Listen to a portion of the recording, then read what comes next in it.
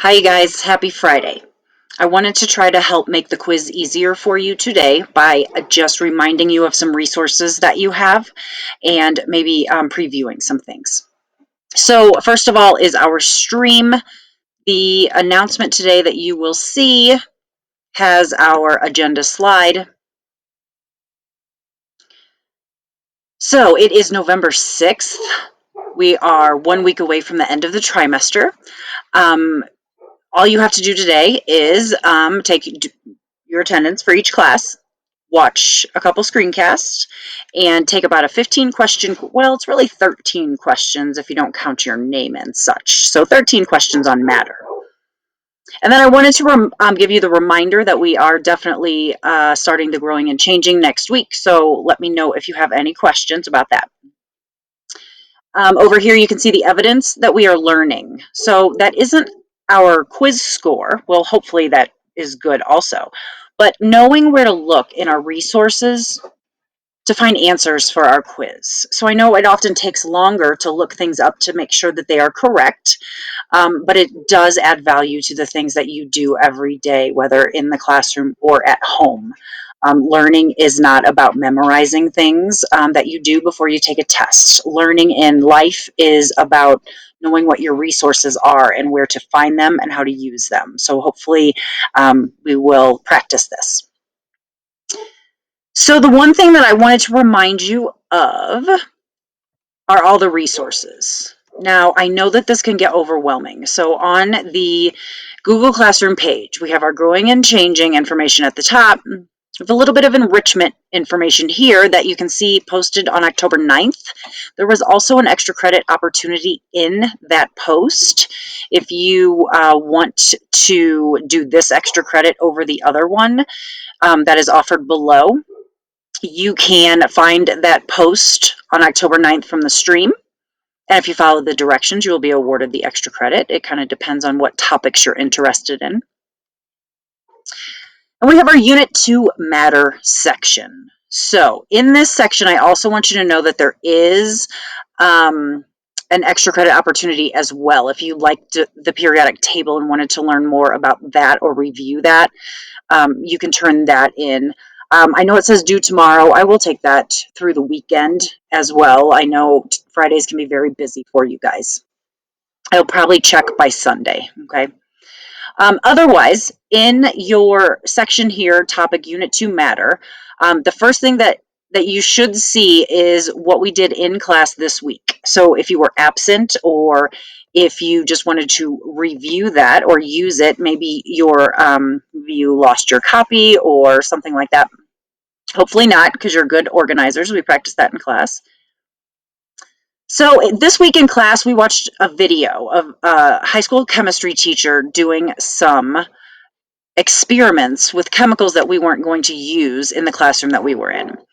And what's important about this document is the definition of physical and chemical changes right up here at the top and the examples of them. Okay, we talked about this in class, but if you have any questions about the difference or why something might be categorized as physical or chemical, send me a chat or email and we can talk about it. The video that we watched is linked, so if you wanted to see that again for any reason, or if you were absent, it is right there. And then the rest of the document outlines the evidence that exists for a physical change or a chemical change. And what we did was we watched 10 different experiments. They are labeled above the boxes. Tells you what's happening in the experiment. And then what we did in class was underline or highlight or circle any of the evidence that we saw on this list.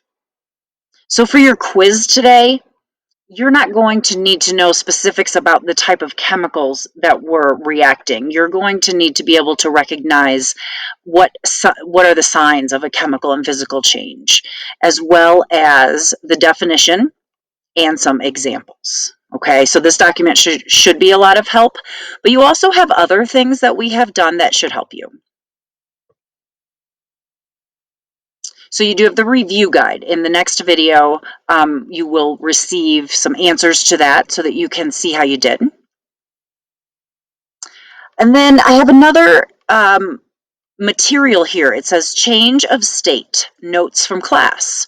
So these are the notes that we took in class last week, or you may have done it via screencast, depending on what class you are in.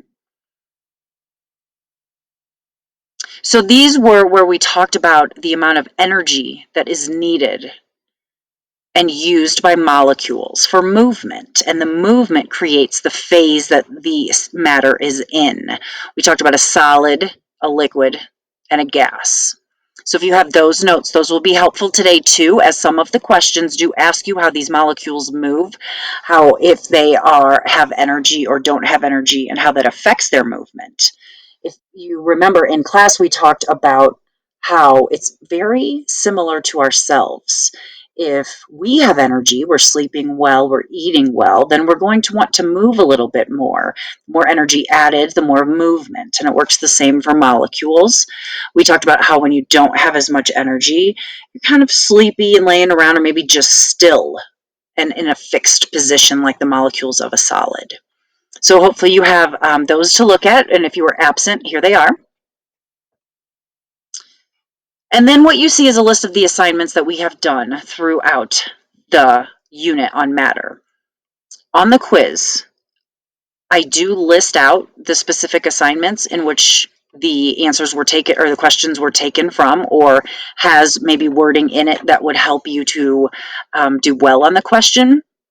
So you are welcome to come back here to this, as you are with all quizzes, to see some of the resources. So this one was a video we watched. This was where the one that I'm kind of have my cursor over right now is where the gentleman was interviewing people. It was a little entertaining. And then we had our chemical and physical properties of matter. These were text articles that we read together in class. You had a state of matter digital lab. They call this a PhET simulation. That usually means you'll be moving things around interactively on the screen. You've done this twice. This one helps with the molecules moving. You have a changes of state text from actively learn. You have information on chemical change that's in text. Then we have properties and changes of matter. This was one we did, you did it as a remote, and we struggled with it a little bit. So we brought it into our classroom on our in-person days, and we went back over it to make sure we understood and could self-correct. You have the vocabulary squares from the week right before fall break. This is the vocab, there were only 5 of them. This was right before we did our conservation of mass and chemical change labs. Most of this before or after, I guess, well, before the October 14th vocab squares were on your other quiz. These items down here and all the way down talk about atoms, protons, neutrons, electrons, and things like that. So they also talk about matter, everything in the universe being matter or energy, and how everything around us is made of matter and states of matter a little bit. But all of the things that you will need basically for the quiz today are from October 20th or so upwards. Nope, October 16th here. So the 1014 vocab squares. Okay, so hopefully this helps remind you of just the resources that we have available to use.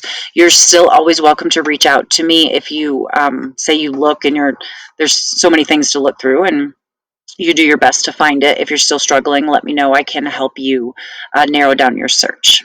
Good luck today.